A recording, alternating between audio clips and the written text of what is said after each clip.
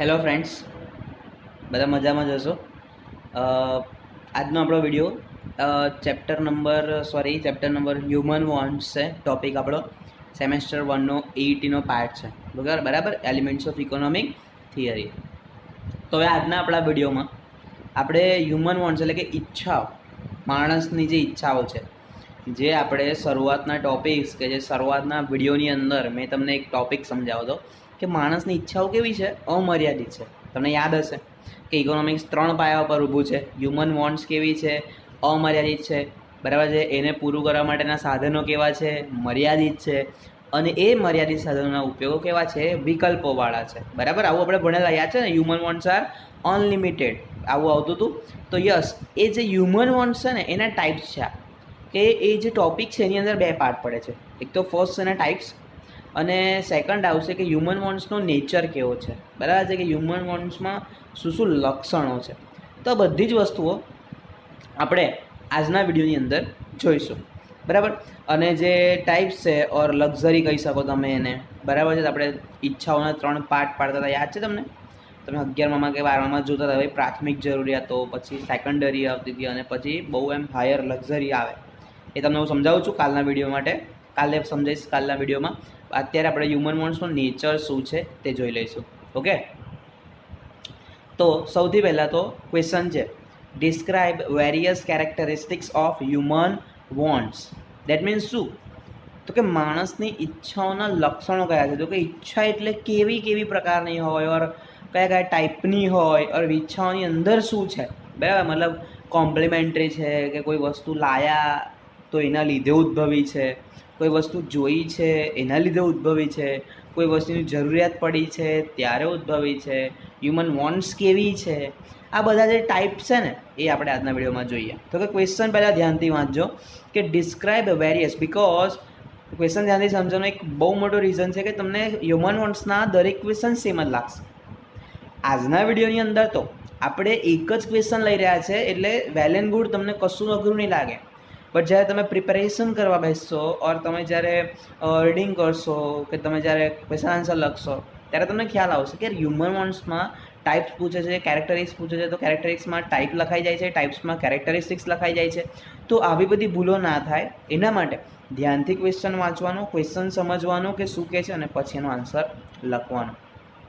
તો ક્વેશ્ચન છે કેરેક્ટરિસ્ટિક્સ એટલે કે લક્ષણો ઓફ હ્યુમન વોન્ટ્સ, માનવની ઈચ્છાઓના લક્ષણો સમજાવો. તો કે following are various characteristics of human wants. Okay, તો આ બધા શું છે? તો કે હ્યુમન વોન્ટ્સના લક્ષણો છે.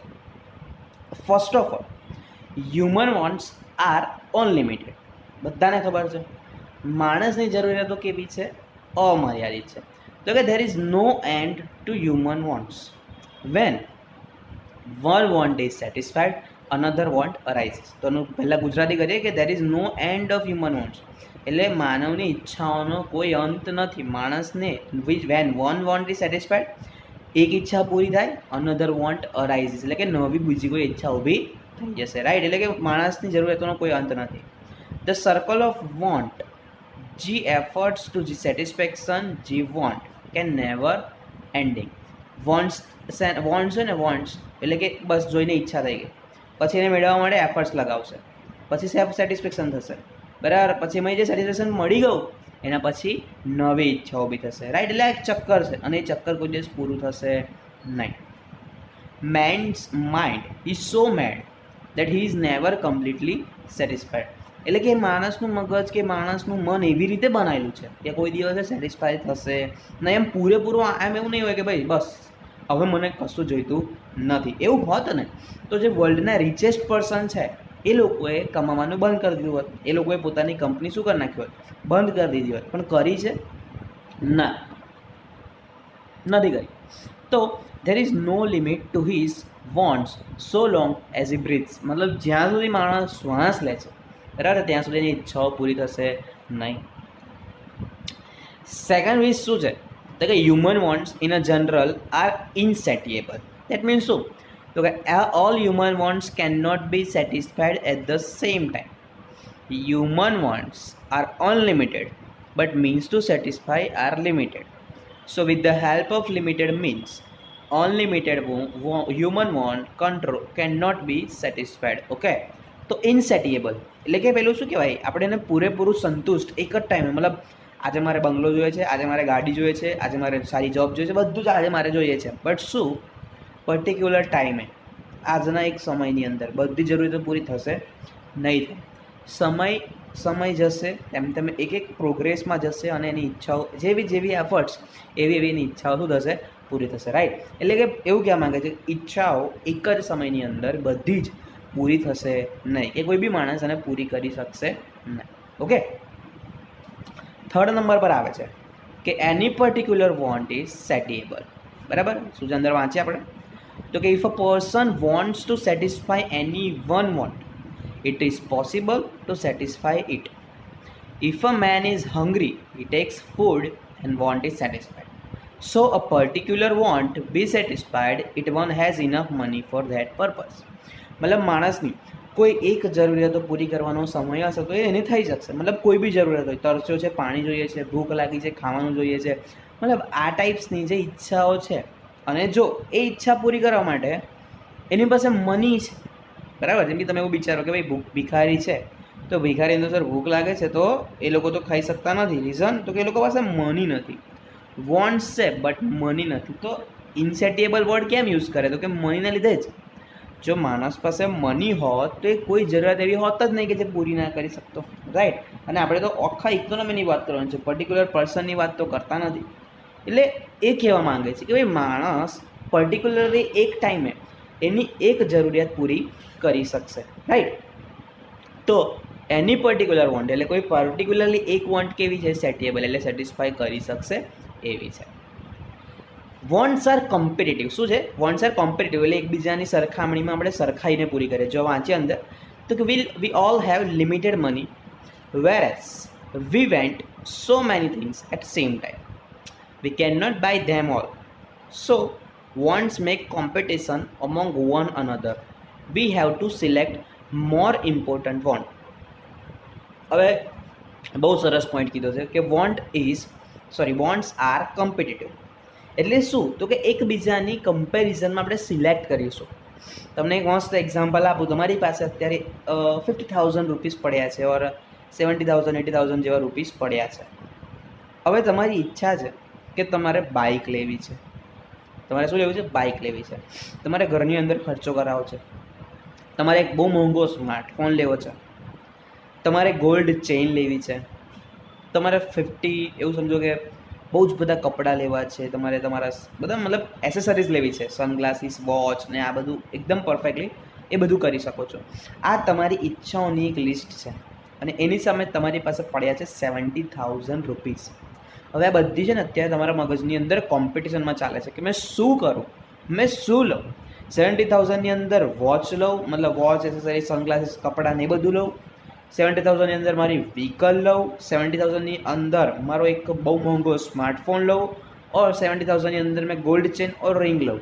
તો એ વખતે આપણું મગજ આપણી નેસેસિટી તરફ જોશે કે કઈ વસ્તુ પહેલાં લેવી જોઈએ. તો કે વ્હીકલ જરૂરી છે, વ્હીકલ લઈએ.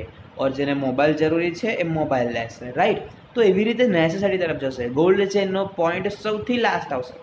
ઈચ્છા છે બટ એ નેસેસિટી નથી એટલી બધી. બટ હવે અલગ અલગ માણસોનો અલગ અલગ વિચાર હોય, બરાબર. એટલે એવું જરૂરી નથી કે મેં આવું વિચારું છું તો દરેક વ્યક્તિ આવું જ વિચારે. કોઈ માણસ એવું વિચારે કે મારે ગોલ્ડ ચેન લઈ લેવી છે, મેં બીજી બધી વસ્તુ પછી લઈ. તો એ રીતે બટ કોમ્પિટિશન હશે. એ 70,000ની અંદર 5માંથી એક જ 20 પૂરી થશે અને એક જ થશે, બરાબર. એટલે કોમ્પિટિટિવ એમાંથી આપણે સિલેક્ટ કરીશું કે મારે આ પૂરી કરવી છે અને બીજી બધી આપણે ડિલે કરીશું ને પછી પૂરી કરીશું. Wants are complementary. Certain wants go together. Sometimes only one commodity cannot satisfy want. More than one commodity is required to satisfy a particular want. For example, if a person wants to write a letter, he must have ink pen, ink, paper, envelope, stamp, and so on. Similarly, if a person wants to prepare tea, he must have tea leaves, milk, sugar, and so on. Likewise, car needs petrol, TV needs antenna, and so on. Thus wants are complementary. હવે તમે જો એક મસ્ત વસ્તુ છે. આ શું મસ્ત વસ્તુ છે? જો હવે છે ને એક વસ્તુ વિચારો, આપણે હમણાં કદી ઈચ્છાઓ વિચારતા હતા બરાબર. હવે હું તમને એક વસ્તુ સમજાવું કે તમને અત્યારે ચા પીવાની એ લોકોએ જે એક્ઝામ્પલ આપ્યા છે એ જ એક્ઝામ્પલ લઈને તમને સમજાવું કે ભાઈ તમને અત્યારે શું ઈચ્છા થઈ તે ચા પીવાની ઈચ્છા થઈ છે. તો મતલબ ચા પીવી છે તો સૌથી પહેલાં શું જોઈશે ખબર તમને? સૌથી પહેલાં જોઈશે દૂધ બરાબર. હવે તમારી ઈચ્છા ચાની છે, પણ તમે એક વસ્તુ વિચારો કે ચાની ઈચ્છા પૂરી કરવા માટે તમારે બીજા એક્સ્ટ્રા કેટલી બધી ઈચ્છાઓ પૂરી કરવી પડશે. તો કે દૂધ લેવું પડશે, ચાય પત્તી લેવા જવું પડશે, એનો મસાલો નાખતા હોય તો મસાલો, પછી સુગર, પછી ચાના પત્તા બરાબર છે બરાબર. આ બધી વસ્તુની જરૂર પડશે. તમે હમણાં બાઇક લેવાની વિચારતા હતા, પેટ્રોલની જરૂર પડશે. ઈચ્છા નથી એ બધી વસ્તુની, બટ કોમ્પિટિટિવ એક વસ્તુ લીધી છે તો એ લેવી જ પડશે. શું કહું છું ખબર પડે ને તમને? આ છે ડિફરન્ટ છે એટલે કોમ્પિટિટિવ. એક ઈચ્છાને લીધે તમારે એના જોડે જોડાયેલી ઘણી બધી ઈચ્છાઓ પૂરી કરવી જ પડશે, રાઈટ? એવી રીતે ઓકે. તો human wants are competitive, sorry complementary. Some wants are both competitive and complementary. એટલે અમુક ઈચ્છાઓ કેવી હોય, બેમાંથી એક બી પૂરી કરવાની હોય અને અમુક વાર એક ઈચ્છાને લીધે બીજી ઈચ્છા બી ઊભી થાય એવી પણ હોય. જો તમને સમજાવું મસ્ત, તો કે એના factory production can be made with the help of labour or machines બરાબર. હવે જો કોમ્પિટિટિવ બી છે અને કોમ્પ્લિમેન્ટરી બી છે. એક મશીન ચલાવવા માટે માણસો જોઈએ છે, કોમ્પ્લિમેન્ટરી બરાબર. હવે એક વસ્તુ બનાવવા માટે શું જોઈએ છે? માણસો, એટલે કોમ્પ્લિમેન્ટરી છે. વસ્તુ બનાવી છે તો માણસો જોઈએ છે. હવે એમાં કોમ્પિટિટિવ શું છે? તો કે એ વસ્તુ બનાવવા માટે શું જોઈશે? તો કે લેબર લેવું છે કે મશીનરી દ્વારા કામ કરાવડાવવું છે. એટલે આમાં થઈ ગયું કોમ્પિટિટિવ, એટલે કે સિલેક્શન થઈ ગયું, લેબર કે મશીન સિલેક્શન.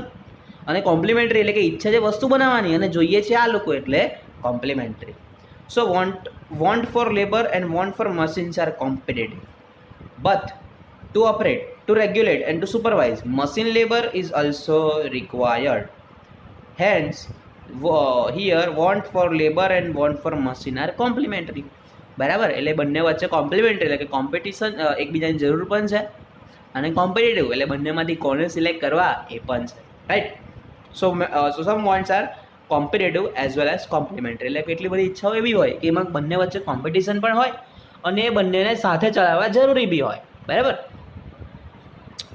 7 નંબરનો પોઈન્ટ છે વોન્ટ્સ આર અલ્ટરનેટિવ્સ. એકબીજાની જગ્યાએ યુઝ થાય. જેમ કે જો there are many alternatives to satisfy a particular want. For example, if a person is thirsty, he can drink water or cold drink or lassi in summer. Similarly, tea or hot drink in water. There are different alternatives open to us. The final choice depends on their relative prices and our income. માની લો કે આપણને અત્યારે ગરમી લાગી છે અને પાણી પીવાની ઈચ્છા થઈ છે, પણ પાણી કરતાં લીંબુ શરબત પીએ તો કેવી વધારે મજા આવે કે ના આવે? એના કરતાં બી થમ્સઅપ પીએ ઠંડી તો કેવું લાગે? એના કરતાં વધારે લસ્સી પીએ ઠંડી તો કેવું લાગે? આઈસ્ક્રીમ ખાઈએ તો કેવું લાગે? આ બધી જ વસ્તુ આપણે થર્સ્ટને પૂરી કરવા માટે જરૂરી છે ઓર ચાલે, મતલબ ઓપ્શન છે આપણી પાસે. પણ ભાઈ ઓપ્શનમાંથી કયું સિલેક્ટ કરવું ને આપણા પર ડિપેન્ડ કરે છે, આપણી ઇન્કમ પર ડિપેન્ડ કરે. મતલબ આપણી પાસે કરોડ રૂપિયા છે તો લસ્સી પીશું, કોલ્ડ ડ્રિંક પીશું કે જે બી પીશું, નો મેટર, કોઈ અસર નથી કરતું આપણને, કરોડો રૂપિયા છે તેટલા માટે.